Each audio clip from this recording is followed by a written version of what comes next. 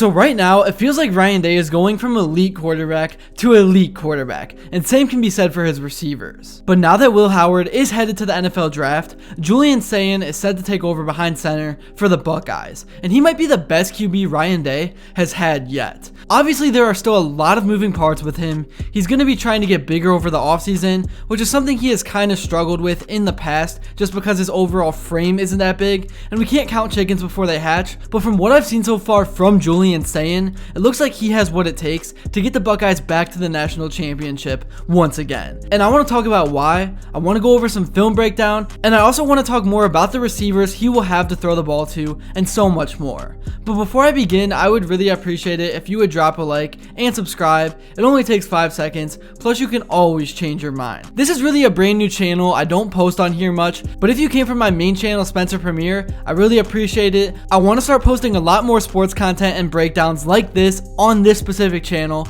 so please make sure to hit that bell notification so you never miss another upload. But without further ado, let's get into things. So Julian Sayin is 6'1" and 203 pounds. So not a huge frame, he's barely even bigger than me. He's a lot smaller than Will Howard, but he was insanely successful in high school. In 2022 as a junior, he went 10-2 as a starter at Carlsbad. I'm so sorry if I mispronounced some of the names. Obviously, I'm not that familiar with California high schools, but he led the Lancers to the San Diego Section Open Division for the second straight year, completing 163 of 245 pass attempts at a 66.5% clip for 2,708 yards with 27 TDs and 4 interceptions. He also carried the ball 26 times for 154 yards and 3 touchdowns. So I think his mobility is definitely slept on. When people kind of talk about him as a player, they don't really bring that up, but it's definitely something that can occasionally be a factor of his game. And then he threw for 300 plus yards against Liberty and Poway. And then in 2023, he was named the Gatorade California Player of the Year. He was named MVP of the Elite 11 Finals in advance of senior season, and he posted a 9-1 record at Carlsbad, missing 1 game due to injury. And that's not bad at all, that's pretty reliable. And I do think staying healthy and staying on the field is definitely an attribute that should be considered when you are looking at and breaking down a player. He threw for 2,347 yards with 24 touchdowns and only 1 interception, completing 158 of 212 passing attempts for an improved 74.5% rate. And he also carried the ball 29 times for 186 yards and 4 touchdowns. So that was also improved from the year before as well. So basically, all I'm trying to say is he got better in his senior year from his junior year, which you would expect. And he led the Lancers to their 5th straight Avocado League title. The thing about Julian Sayin is that he's got a quiet confidence about him. You always want a guy who's confident, but you don't want a guy who's arrogant and a guy who's gonna cause problems in the locker room and a guy who thinks he's better than everyone else. But that is not Julian at all. He's almost the opposite. And Sayin has the arm talent to hit every blade of grass with excellent touch. Every time the football leaves his hands, it looks perfect. A few people have knocked on his size. It's definitely a negative. I've seen some comments online, and some people mention that he has worked on adding weight, but he's still too small. And Sayin has a frame that may not allow him to add much more weight, but this really shouldn't affect his production or on-field ability. But there definitely is that underlying factor that it could make him more susceptible to injury, because at the college level, you take grown man hits, you take punishment, game in and game out every single Saturday.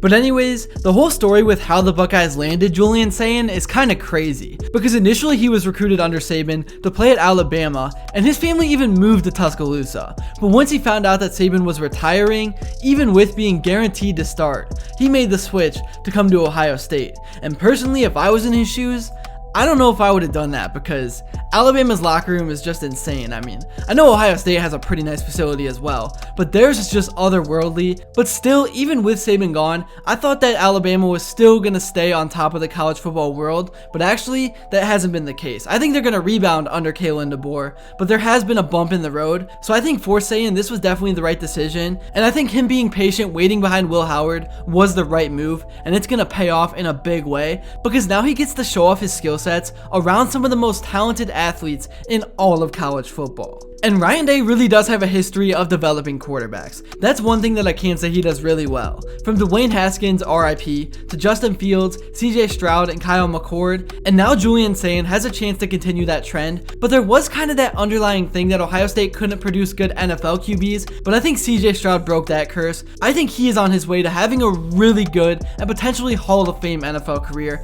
Obviously, he still has a lot more to accomplish, but yeah, I think Julian Sayin really made the right decision, and I think it's gonna pay off. And then in terms of the situation the Buckeyes are in player-wise, with Aaron Nolan entering the transfer portal, it really became clear that Julian was seen as the primary guy, and I think the Buckeyes are all in on him, and they are ready to develop him into the QB that they want him to be. And Sayin actually has already made it onto the field for a few plays as a Buckeye. Obviously, it's tough to really look into what he did because it's not really fair to judge someone in that scenario because all he did was play in blowout games, but we did see him complete a few short passes, we saw him take off for a run, we saw him on 4th down throw for a touchdown, and we've seen him fit the football into tight windows and lead his receivers. And then in high school, I've talked about his stats, but he really showcased the ability to make deep throws on the money almost every time. And he doesn't need to generate momentum to make big throws. He can just sling it off his back foot, off his front foot, doesn't matter. He's got those natural abilities. And I think him and Jeremiah Smith are going to develop a great connection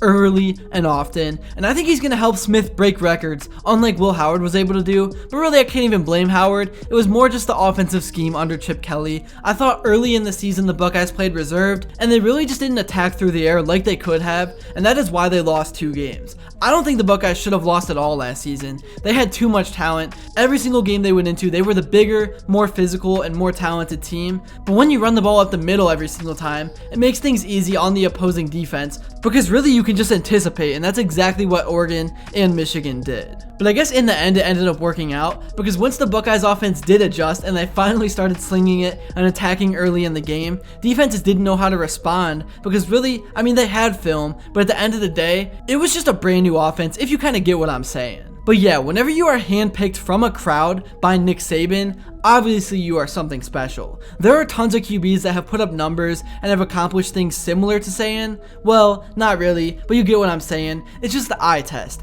He is a guy that can change a program, and for the Buckeyes, when you're just adding him along with all the talent they already have, an O-line that massively improved at the end of the season last year, and a receiving room that always reloads because this is becoming a wide receiver university, it really is just insane to think about what this offense could be next year. That's really all I got for this video. Thank you all so much if you made it to this point, and if you enjoyed and haven't yet, please be sure to drop a like and subscribe, because your support truly does mean the world. And also, let me know who you would like to see next in the comments below, and until then, I will see you all later.